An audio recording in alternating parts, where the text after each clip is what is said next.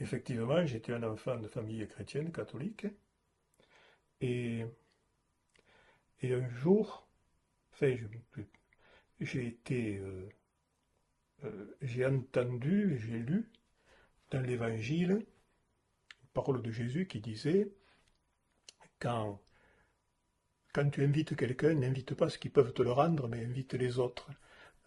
Donne sans espérer en retour, et aimer sans attendre d'être aimé. Et j'ai trouvé que ça, c'était intéressant, quoi. Que le mec qui disait ça, c'est quelqu'un qui valait la peine d'être, euh, d'être connu. Aimez vos ennemis. Moi, je trouve que c'était totalement en rupture avec ce que je voyais, moi, vivre autour de moi, et donc ça me plaisait, quoi. C'est comme ça que je me suis intéressé à Jésus, et je dirais que je suis passé d'une foi reçue à une foi personnelle. Tu avais à peu près quel âge à ce moment-là? C'était quand j'étais au catéchisme, quand j'avais, oui, quand j'étais dizaine d'années, oui, oui. Comme semble-t-il, je manifestais une certaine appétence aux choses de la foi et de l'Église. On m'a- J'ai j'ai dû manifester mon désir de m'engager davantage là-dedans. C'est pour ça que le petit séminaire, oui, c'était un peu euh, une pépinière à l'époque. Ouais. Mais, mais après, la décision, la décision a mis du temps à mûrir et à être prise. Et après le séminaire, Après le séminaire, j'ai été prêtre, hein. et tu as été ordonné où au début? J'ai été ordonné à Saint-Just, dans la Cofruidoc, qui est la coopérative fruitière de Saint-Just. Voilà, le 2 juin 1973. Et ensuite, Alors après, j'ai été prêtre, on était en équipe pendant une douzaine d'années au nord de Béziers, à Cazoul-les-Béziers, Marossa. Ouais, une douzaine d'années. Il faut dire que nous étions deux prêtres qui avons été ordonnés ensemble. Nous, euh, on avait dit à l'évêque, on voudrait être ordonné prêtre pour le monde rural. Parce qu'on se rendait compte que le monde rural était un peu délaissé et que généralement on envoyait les jeunes prêtres en ville et puis un peu plus tard on les envoyait dans le rural. Et donc l'évêque a été d'accord, il nous avait ordonné et il avait dit clairement je vous ordonne pour le monde rural. C'est pour ça qu'on s'est trouvé dans le rural de Béziers, dans le Biterrois, en 12 ans. Après, j'ai été. Alors après, ça a changé, bien sûr, puisque j'ai été curé de Vias ensuite,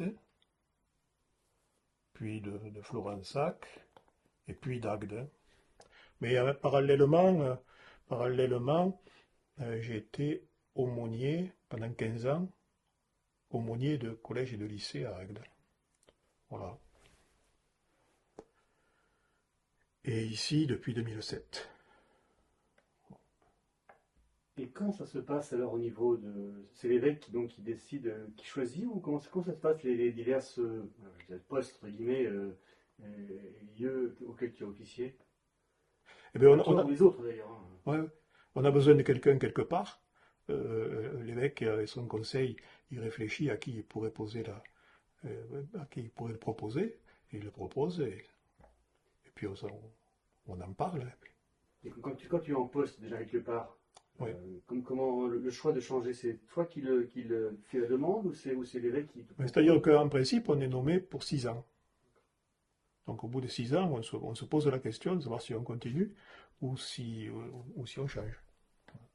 L'âge légal de la retraite pour les prêtres, c'est les mêmes que pour tout le monde, j'imagine, au départ. Oui. Et pourquoi avoir continué aussi longtemps?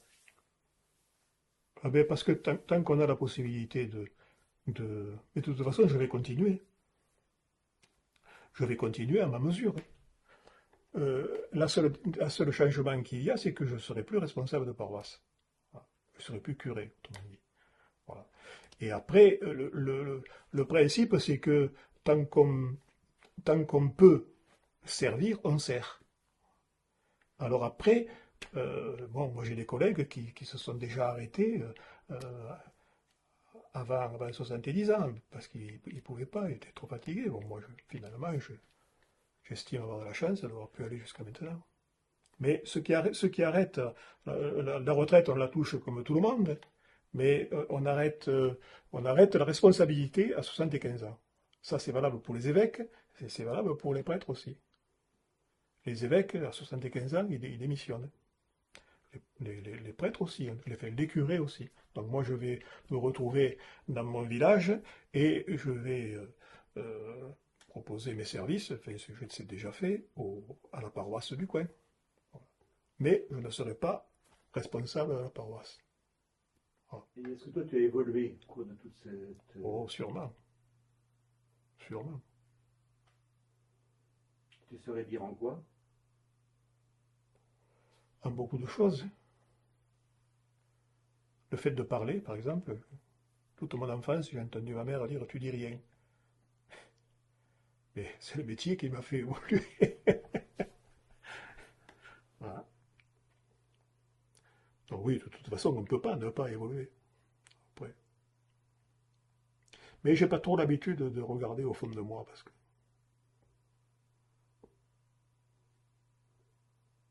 Tu dis que ce métier t'a obligé à parler, du coup, à prendre la parole.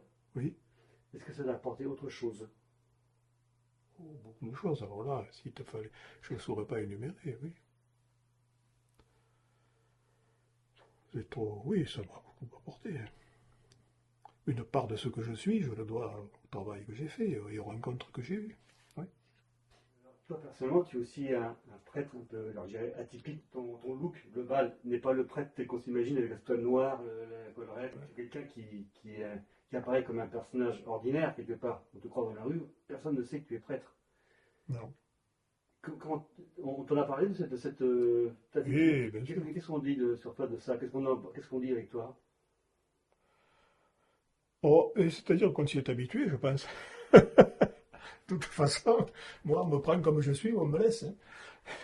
C'est mon principe. Non, moi, j'ai toujours été comme ça.